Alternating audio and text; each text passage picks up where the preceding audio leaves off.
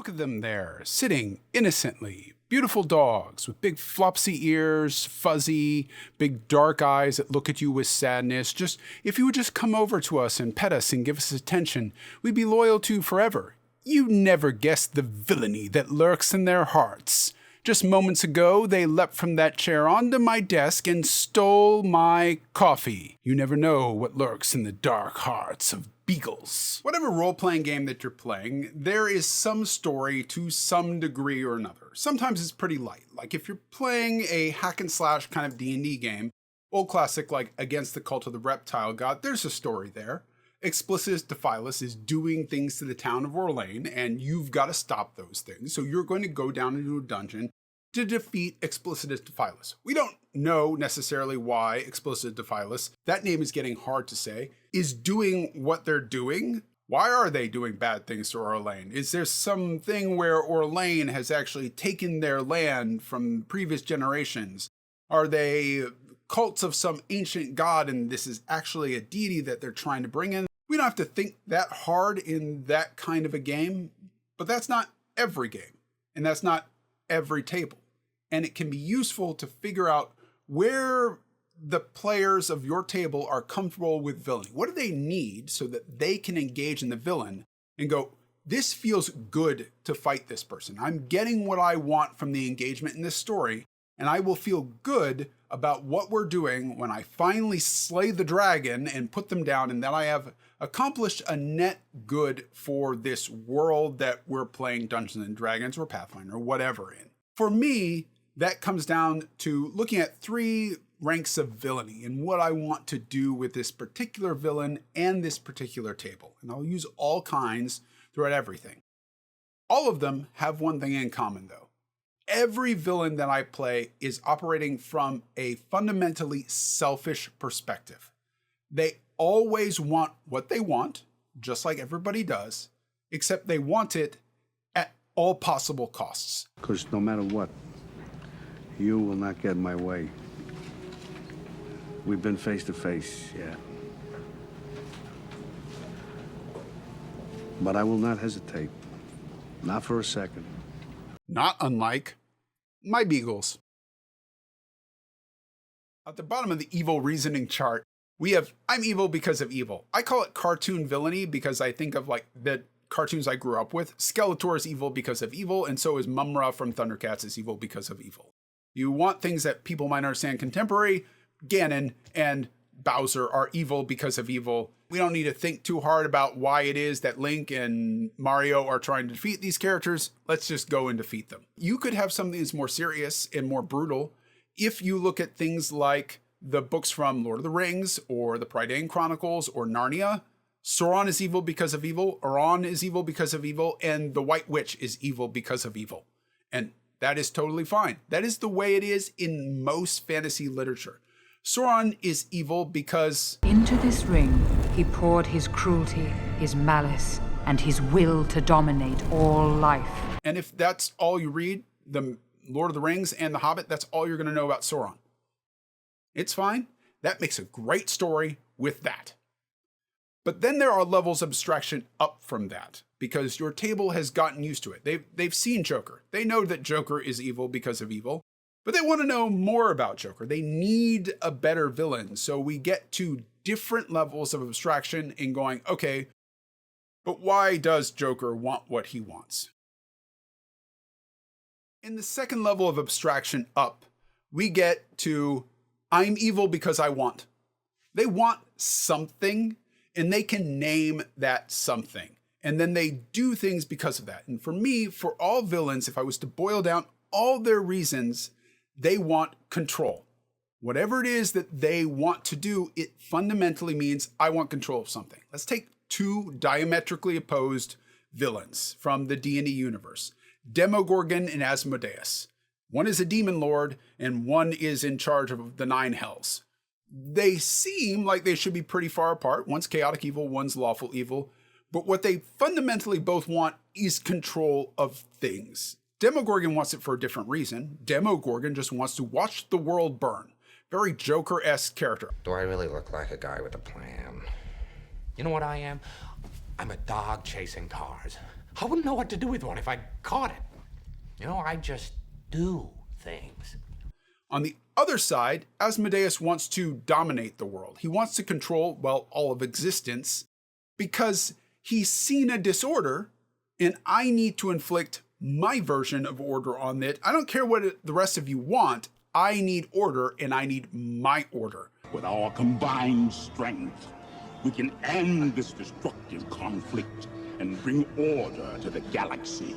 Two fundamentally different things, but they both want control so they can get what it is they want, watching the world burn or conquering existence, I guess. What do you do to get that control? You need power. Whatever these evil villains need for control, they need power to get that control. And now we can start to build our plot lines around our villain. They need control of X, therefore they need this power. This is where they're going to go get that power. Vecna wants to become a god because Vecna has determined that, well, I don't really like that the gods have control over my life, over my ultimate fate. If I die, they get to control what happens to me, and I don't like that.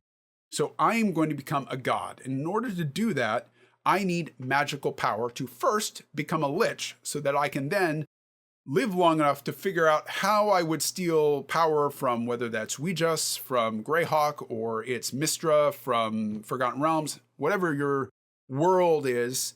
I need magical power so that I can steal that magical deity's power and I can become a god in their place so that I am now immortal and no other being can ever have control over me. I have control over myself, no matter who I have to sacrifice to do it. In literature, another good example of this is, again, Sauron. If you go read some of Tolkien's other works, other than the primary Lord of the Rings and The Hobbit, you find out that at a certain point, once Morgoth, the original Dark Lord, was defeated, Sauron repented. And depending on your interpretation of what is written by Tolkien, Sauron really did repent and was going around going, look, I just want what's best for you. Let me help you out this. Look, technology can improve your lives. Let me teach you how to do this. Now, don't do that. If you would just listen to me. Look, I can show you how to do these things. I can show you how to make your life better. What are you doing with those rings over there? That's pretty interesting. What are you doing, humans over here? Stop fighting amongst, look, stop fighting. Okay, you're not listening to me, so I'm going to go raise an army of orcs so that I can bring in and I will take control and I will make all your lives better if you would just listen to me.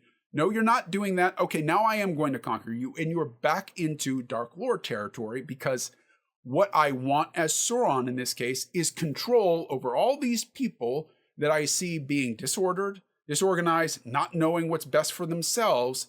I do, so I'm going to control them. I want to rule them in very much the same way that Asmodeus wants. So you can still get to that Dark Lord. Clearly evil. This is not good for anybody except Sauron. So let's go fight Sauron. Let's put him to the sword or put his ring into a fire. And that's what our adventure is going to be about. At the next level of abstraction up, you have villains that want to control something because something was done to them. Because I have this injury, because this was inflicted upon me, I need control of my circumstances. Something was done to me as a child, or something was done to my family, or something was done wherever, and now I need control of this so that I don't feel vulnerable anymore. And there's lots of comic-y, pulpy villains that you can still draw from to provide that pulp game, still fun experience without getting something that your players feel like, oh, I kind of agree with them and I feel like maybe we're the baddies now.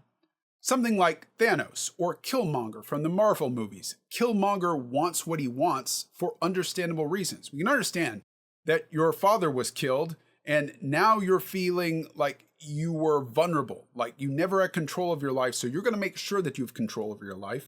And you're going to do that by taking control of Wakanda's military. And then you're going to use it to conquer so no one can ever threaten you again.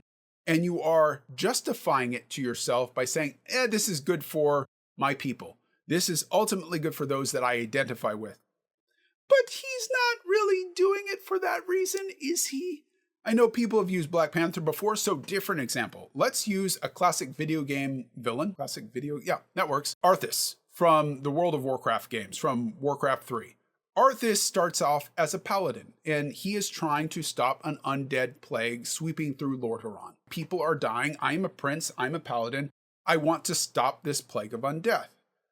And then he gets to a village, Anderhall, and finds out it's from this grain. And this grain has already been distributed amongst these people.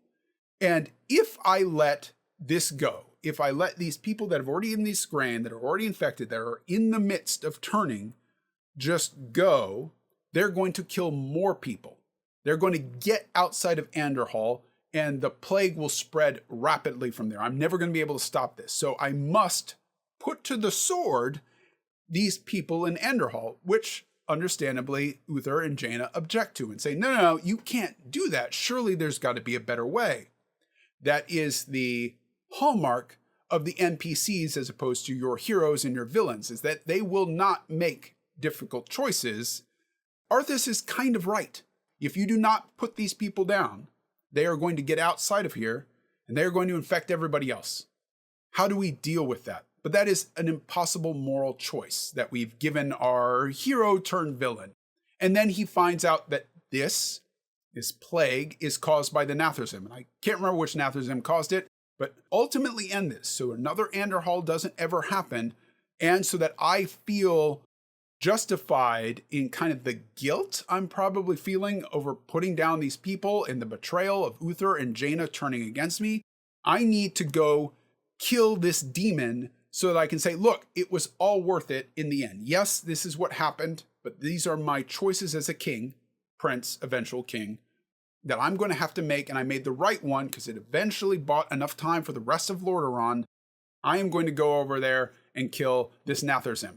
I need power to do that. I'm going to pick up Frostmourne. Now my arc is complete as I've realized that I am corrupted. And then I really do kind of like this power. I like the power over life and death. I like not feeling like I'm ever in danger. And our arc is complete as Arthas goes, but this is all really in the name of order still. You didn't want to do what I said. You didn't want to follow my commands, Uther and Jaina, even though, to Arthas's mind, this was the right answer given all the circumstances and time that they had available to him. You disobeyed me, and I needed you. And I will make sure you can never abandon me again, because I'm going to turn you into zombies. I use all of this because I want my villains to feel different based on my needs. I want a goblin overlord to feel different from my dark kings, from my skegs to my Manatras to my archdevils and archdemons like Asmodeus and Demogorgon. I want them to feel like the players could understand why they got to what they want. That Demogorgon wants to destroy everything, so of course he's going to do this. That makes perfect sense.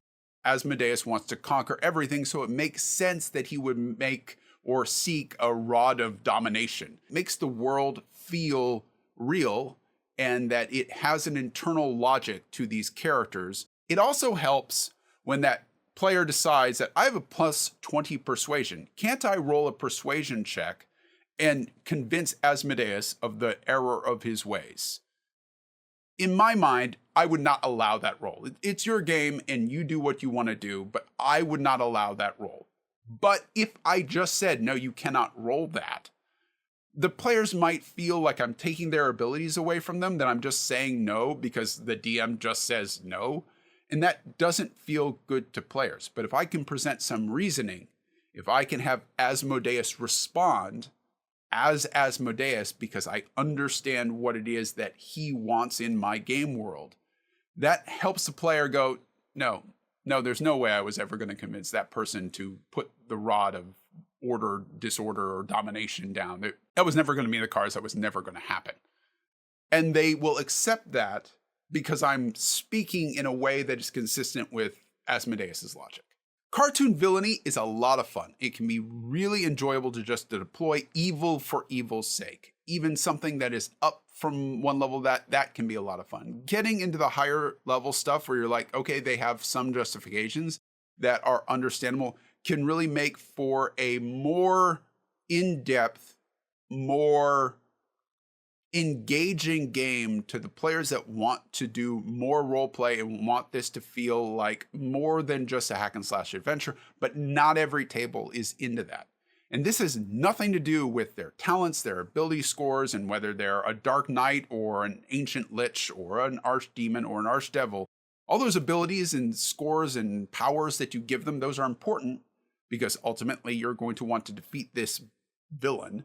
And that means an ultimate showdown. And so the powers should be there, but it doesn't really have anything to do with their mindset and why they're doing what they're doing and how we construct our plots so that they make an internal logic that the players can start to feel like, of course, that's why they did that. Remember, as you're doing this, Dungeon Masters, you don't have to go any farther than you want to. If you are not comfortable with a villain that is more understandable, more sympathetic, you don't have to go there. Remember, you're a player too. Try to have some fun.